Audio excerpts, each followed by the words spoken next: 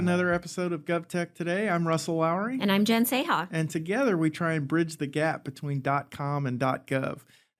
There's a more significant gap than we're ordinarily talking about on the show today. We're going to talk about sort of the 30,000 foot level of not specifically how do you deal with this or that department or this or that technology, but you've put together pretty insightful analysis on what's happening globally on tech spend. And we're in 100 miles away from Silicon Valley. We're the epicenter of tech globally around the world.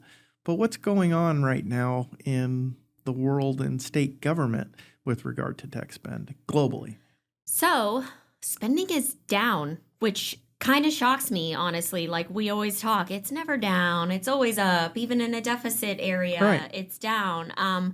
But we're seeing some big numbers. Like the benefit of working with the public sector is that keyword public, right? They make their data public, what they've spent money on, what contract vehicles they're using. It's a lot of data. You have to parse through it. But I've got a great data analysis team and the tools today that allow us to really do that. So I wanted to know, and my question was like from fiscal year 24-25 to 25-26, what did spending look like? Where did it go up? Where did it go down? And in what categories? Like what is government? And we focused on the state of California. Right. It's big enough.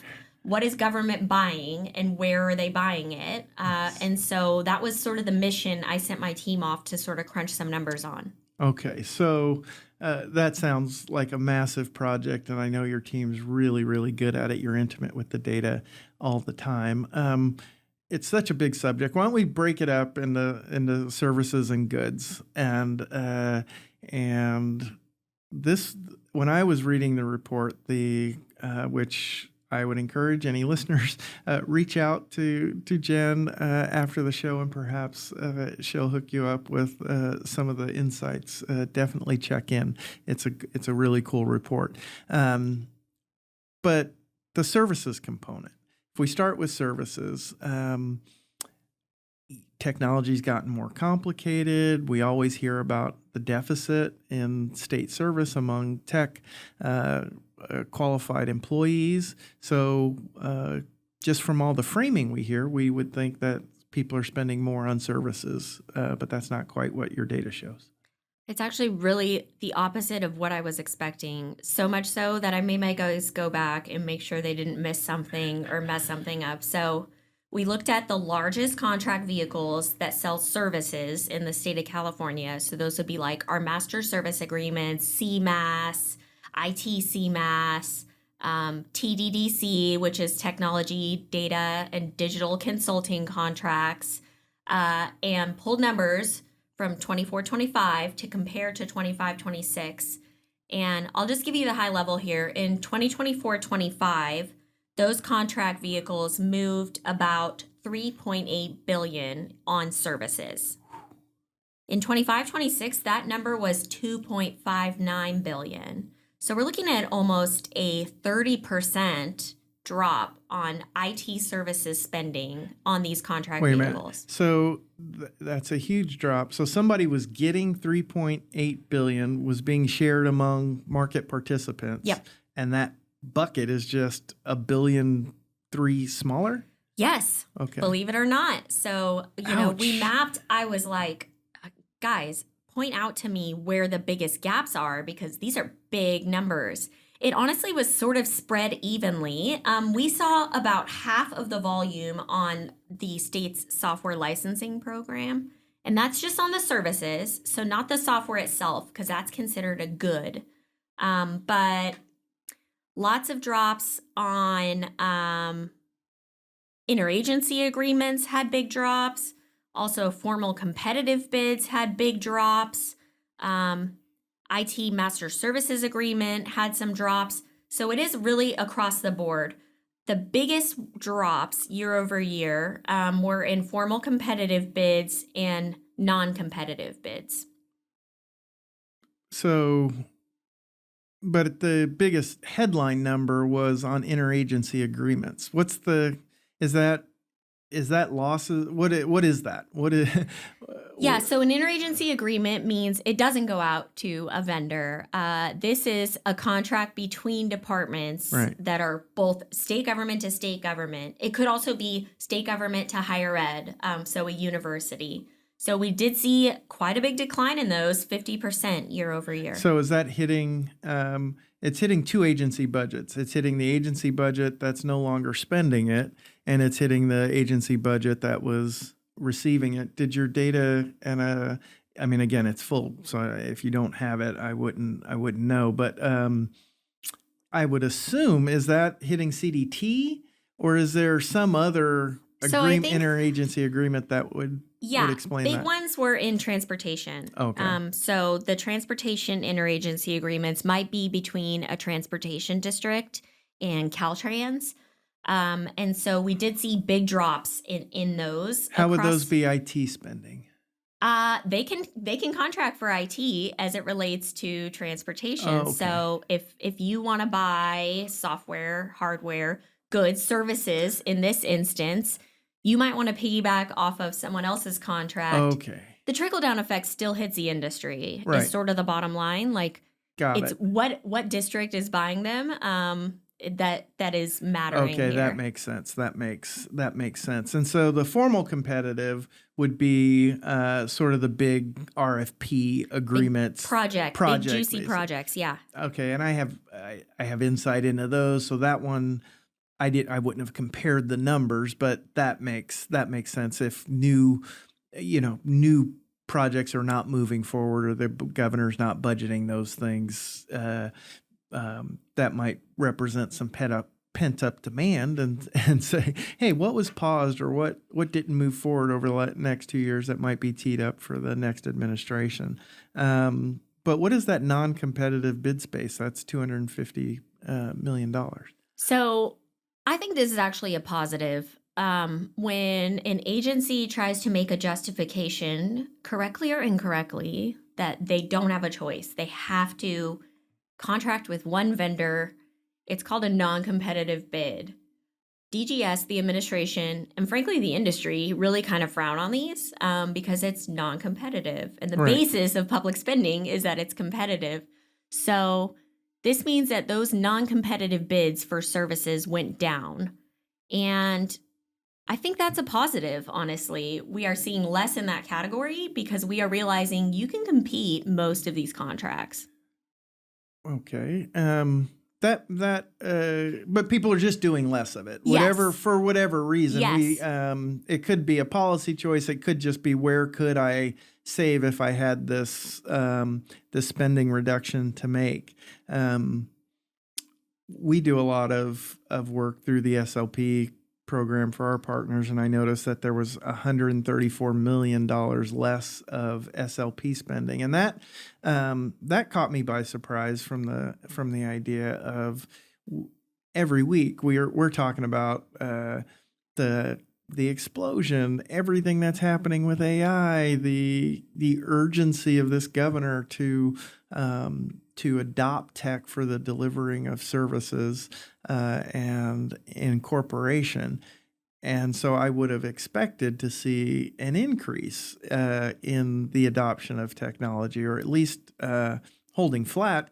Who's canceling or not going back out to bid on the SLP? So you're saying there was just $134 million less SLP spending than the year before? So let me sort of flip some of these statistics for you. Okay. The largest spending categories in 25-26, that $134 million means that SLP was climbing the ranks of services spending in 25-26. So if you sell services on SLP, it's actually really good news. This was not the case a year ago. SLP spending was actually the largest growth area over the 2 years. For services. Okay, so within the service, it's not total SLP spending. You're talking about that number is referring to within services. Implementation services, right? People have been writing services codes into the SLP more and more every year. I remember the first one, and it used to be that SLP was couldn't do that. you couldn't do it. Correct. And the first ones that I saw break through that, and now it's becoming more ubiquitous. Yep. The SLP program, this is software licensing program. It's where you buy software, basically. And for a very long time, if you wanted services to help you implement that software, you had to procure them separately. There were no services allowed on SLP contracts. I think everyone sort of realized that was pretty silly. And I remember when I worked for the state, I was like, well, I'm not going to buy this contract off of SLP and then do a whole nother contract to like get someone to help me implement it. And Right. so they have come around since then, and now you can provide implementation services for whatever software you're purchasing right on the SLP contract. Was that a formal regulatory change? Was it just a policy habit and change. policy change? Yeah, it was a policy change, SLP program change that Okay. DGS implemented a few years ago. Okay. So, and then it's just trickled out into the market. Yep. And when people see I'm losing a contract, hey, wait, where did that happen? Yep. Let me go get an SLP. So lots of growth there, like 260% year over year growth in Massive. that SLP services. Awesome.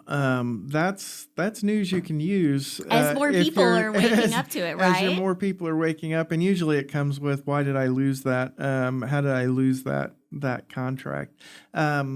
Were there any other insights on the services side that you wanted to bring up before we move to goods? I think the concern there, well, and really maybe we'll hit it when we talk about overall the implications of this.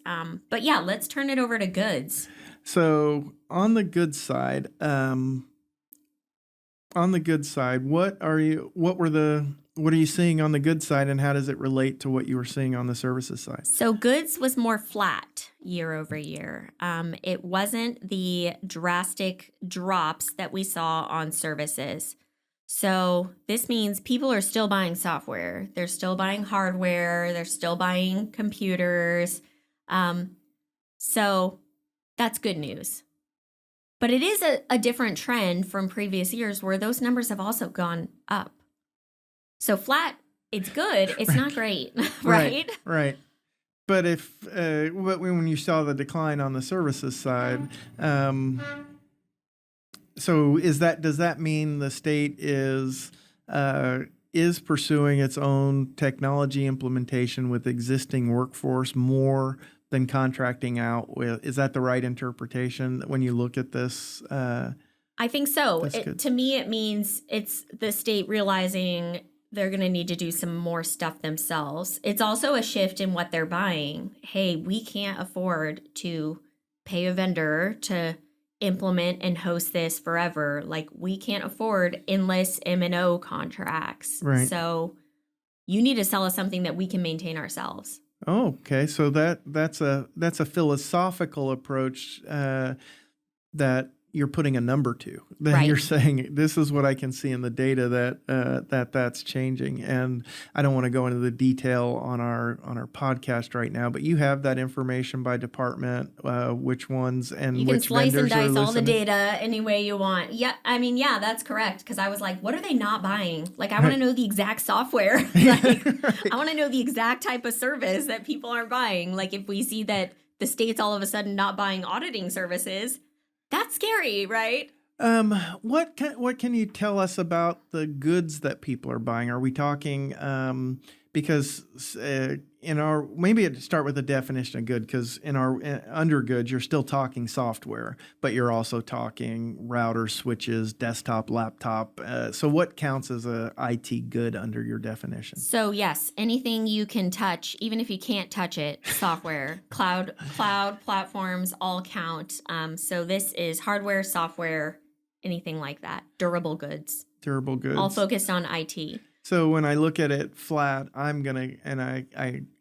haven't combed through this section of the report, but when I think of IT goods, it's impossible to me to think that the state of California has backed down on cloud services spending. So if total goods spending is flat, they're spending the same. They're spending more on cloud services. I'd be shocked if that Yep. weren't the case. So that means other good spending is going down in some. So I say flat, but it's really it's a little bit up. Right. Is the good news. So overall numbers on IT goods, 2.3 billion in Okay. 24-25, 2.7 billion, so another 300 million and change in 25-26. But that's mildly up, Yep. and in comparison to the services side To the down, massively down, it's right? revelatory. But my question is kind of getting at is if we know that cloud spending grew, Yeah. cloud spending is now crowding out or taking dollars. That means something else within the goods. So we did break it down layers. by contract vehicle. So software licensing program is where you buy all your software. Right. And we have formal competitive, which is like we need something really customized. Right. Or we need to bundle all these things together and Right. help us figure out how much that costs. Integrators. We had statewide contracts, so like an enterprise technology contract, a statewide cloud contract. Those would fall into that category. Then we had informal competitive, which are usually really small dollar ones, and then exempt by policy. So like very proprietary software. These are sort of your non-competitive bid kind of things. Understood. Just fascinating. Just again, backing out maybe a little bit and from the weeds, but what do you think this says as you survey now the tech landscape from 30,000 feet? Where do you think California is positioned if we see the services shrinking, we see the goods growing slightly, we see an increasing cloud expenditure?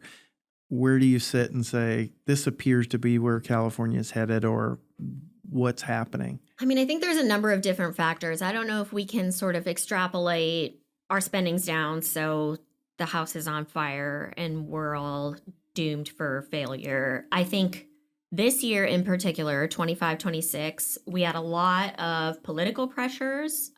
We had some changing administrations. We had all kinds of things that people were really focused on. We also had a deficit situation that we were dealing with where people are cutting spending across the board. But, I think you can also sort of put like, so goes California, goes the world. Definitely so goes California, goes the United States. I'm pretty confident that if I ran these numbers on any other state, the trend would probably be very similar, unless you had sort of an outlier, super small state that just like blew up their investments on technology. And that certainly happens. California was not in that boat last year. I think what it also indicates is that we have sort of a pent-up demand, especially on the services side, for a lot of spending that's going to need to happen in 26, 27 and beyond. I think I concur with that. There must be some pent up demand, and I look at a transition, and people are gearing up for the next administration, and every transition is bumpy.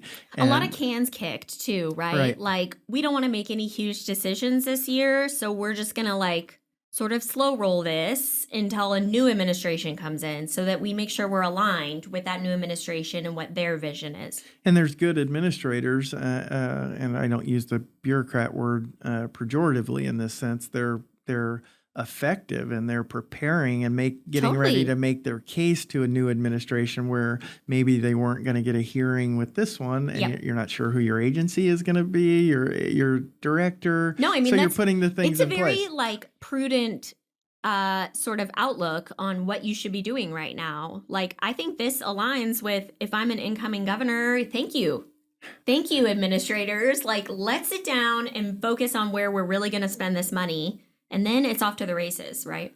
And I think that's a great conclusion to kind of to wrap up on. One, we don't ordinarily do this, but I suspect there's going to be listeners who are going to want to deep dive or have questions about this report. and I think I know the answer, but I'd let them hear it from your voice. If someone wants to talk to you about that, is this an uncomfortable email or phone call to you? No, please ask, because I'm always happy to answer and share everything that we've done. I also love when people are like, hey, you did this, but it's wrong. Like Right. we don't all trust AI. I Right. get it. And AI is only as good as what your data is. And your data is only as good as what you can get your hands on from the state, which is a whole other discussion Right. that we should have sometime. But no, it's not perfect. But I think for trend analysis, which is what we're going for here, it's pretty solid. And it is a little alarming. Yes. Well, it's a perfect note to end on, and I'll thank you and encourage the listeners. I've benefited from Jen's wisdom over the years of our relationship and on this podcast and before that. And so she's sincere when she says, if you have questions, reach out, and you'll get the same kind of interaction that hopefully you've been enjoying on the show. Thanks again, Jen. And Thank you.